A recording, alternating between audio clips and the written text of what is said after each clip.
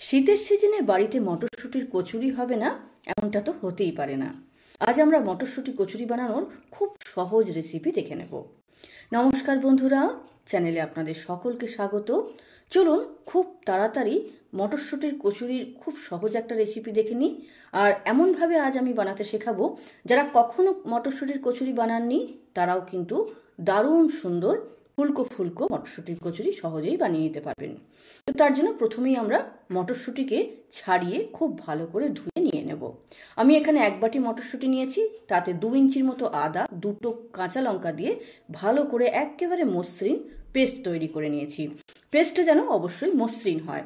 এবার আমরা ময়দা নেব। তো এখানে আমি 1 বাটি ময়দা নিয়েছি, তাতে পরিমাণ মতো নুন, 1 বড় চামচ তেল মিশিয়ে নিলাম। এবার এই জিনিসগুলোকে সমস্ত খুব ভালো করে আগে মিশিয়ে নেব। তারপরে একটু একটু করে জল ঢেলে আমরা খুব নরম একটা ডো তৈরি করব। আর এই যে জলটা ব্যবহার করলাম এখানে, এটা কিন্তু নর্মাল জল, কোনো গরম জল বা উষ্ণ জল নয়। এবার ডোটা যাতে শুকিয়ে না যায় তার জন্য হাফ চামচের মতো তেল মাখিয়ে আধ ঘন্টার জন্য রেস্টে রেখে দেবো। এদিকে আমরা মটরশুঁটির কচুরির পুরটা তৈরি করব।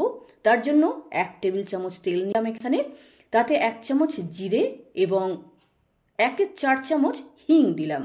এবার এটা একটু ভাজা ভাজা হয়ে গেলে আমরা মটরশুঁটির যে পেস্টটা বানিয়েছি সেটা এখানে দিয়ে দেবো। একটু নাড়াচাড়া করার পরে আমরা এখানে নুন মেশাবো। তো আমি এখানে 1 চামচ নুন দিলাম, হাফ চামচ বিট নুন দিলাম এবং হাফ চামচের মতো চিনি মেশালাম। চিনিটা কিন্তু এখানে একটু কমই রাখবেন, বেশি চিনি দিলে আবার মিষ্টি মিষ্টি হয়ে যাবে। তারপরে পুরটাকে একেবারে শুকনো শুকনো ভাজা ভাজা করে নামিয়ে নেব। আর পুরটা যখন ঠান্ডা হয়ে যাবে তখন আমরা এইভাবে হাতে করে এরকম ছোট ছোট বল বানিয়ে রাখবো। এরকম করে তৈরি করে নিলে কিন্তু কচুরিটা বানাতে খুব সুবিধা হয়ে যায়। এবার দেখুন 8 ঘন্টা পরে আমাদের ময়দাটা কীরকম সুন্দর মসৃণ হয়ে গেছে। এবার হাতে করে একটু মথে নেব ময়দাটাকে, তারপরে আমরা লেচি কাটবো।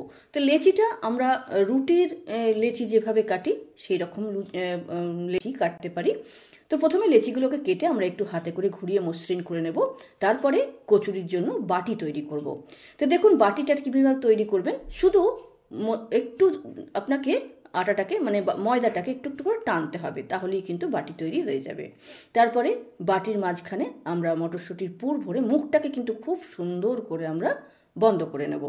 এইভাবে আমরা প্রথমে পুর ভরে ভরে লেচিগুলোকে সব রেডি করে নেব।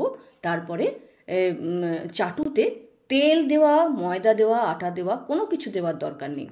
খুব আলতো হাতে একটু করে প্রেস করবেন, তাহলেই দেখুন কত সুন্দরভাবে কচুরিটা বড় হয়ে যাচ্ছে। আটার থেকেও মসৃণ হয়ে যাবে আপনার ময়দা, যদি আমি যেভাবে বললাম সেভাবে যদি করেন। দেখুন কোথাও ফাটেনি, আপনার কচুরি খুব সুন্দরভাবে তৈরি হবে। এবার আমরা তেলটাকে খুব গরম করে নেব।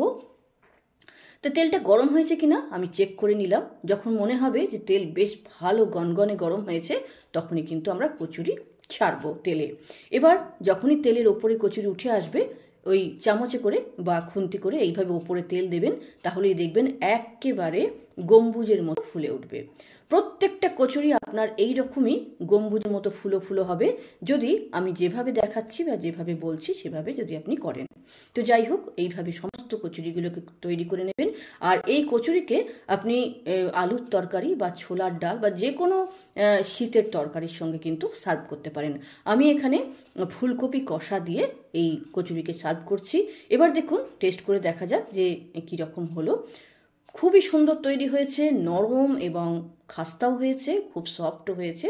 তো বন্ধুরা, ভিডিওটি কেমন লাগলো অবশ্যই কমেন্ট বক্সে লিখে জানাবেন। ভালো লাগলে লাইক শেয়ার করবেন। আর এরকম সহজ ভিডিও আরও পেতে চ্যানেলটিকে সাবস্ক্রাইব করে বেল বোতামটা প্রেস করে নেবেন। নমস্কার।